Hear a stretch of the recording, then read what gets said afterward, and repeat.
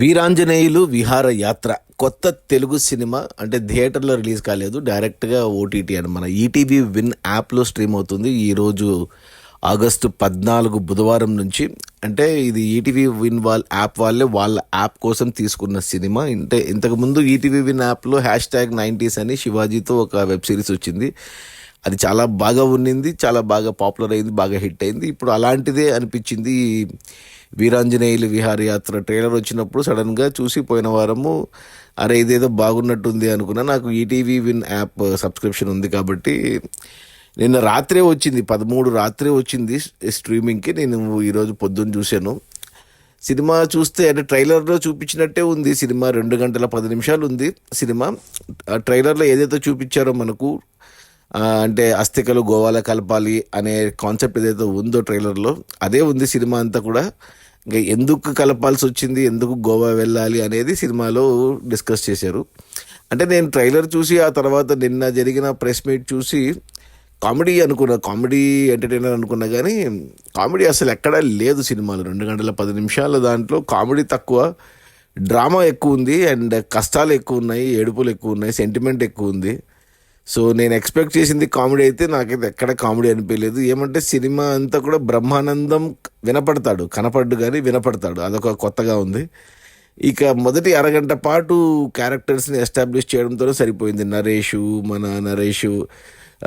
ఆమె శ్రీలక్ష్మి, అండ్ నరేష్ వైఫ్కి ఎవరో కొత్త ఆమె వాయిస్ డబ్బింగ్ సూట్ అవ్వలేదు ఆమెకి.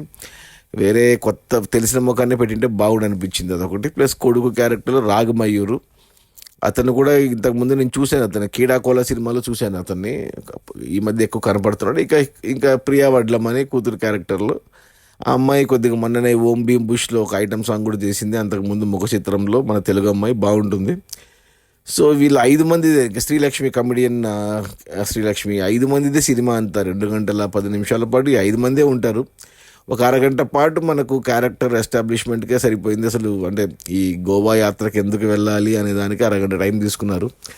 అంత వైజాగ్లో జరిగినట్టు చూపిస్తారు కానీ వైజాగ్లో షూట్ చేయలేదు, అర్థమవుతుంది హైదరాబాద్లోనే షూట్ చేశారనేసి. వైజాగ్ అని చెప్పారు. కొద్దిగా తర్వాత మనకు రాజమండ్రిలో 1-2 షార్ట్స్ షూట్ చేసుకుని అక్కడి నుంచి ఇంకా road trip via Rayalaseema, Karnataka నుంచి గోవా వరకు 1 గంట పాటు జర్నీ. ఆ జర్నీలో వీళ్ళ ఒక్కొక్కరిది ఒక్కొక్క ప్రాబ్లమ్స్ అవన్నీ సాల్వ్ చేసుకుంటూ ఫ్యామిలీ బాండింగ్ అది ఇది ఆస్బూస్ వంకాయ పులుసు అనుకుంటూ వెళ్తూ ఉంటారు. ఇంకంతే, పెద్దగా ఏం అనిపించలేదు. ఇక లాస్ట్ అరగంట గోవాలో షాట్ చేశారు. గోవాలో ఇక ప్రాబ్లమ్ సాల్వ్ అయిపోతుంది, సినిమా ఎండ్ అవుతుంది. అంతే, ఏం గొప్పగా ఏం అనిపించలేదు. అంటే నేను ఎక్స్పెక్టేషన్స్ ఎక్కువ పెట్టుకున్నానేమో మరి, కామెడీ కానీ లేకపోతే #90s ఇంపాక్ట్ వల్ల చాలా బాగుంటుంది, ఫీల్ గుడ్గా ఉంటుంది అనుకున్నా. కానీ అంటే డ్రామా ఎక్కువ ఉంది, ఫ్యామిలీతో చూడొచ్చు. ఈటీవీ వాళ్ళవన్నీ ఫ్యామిలీతో చూడదగ్గవే ఉంటాయి. వాళ్ళ అంటే ఓటీటీ అయినా కానీ వాళ్ళు లైన్ దాటరు ఎప్పుడు.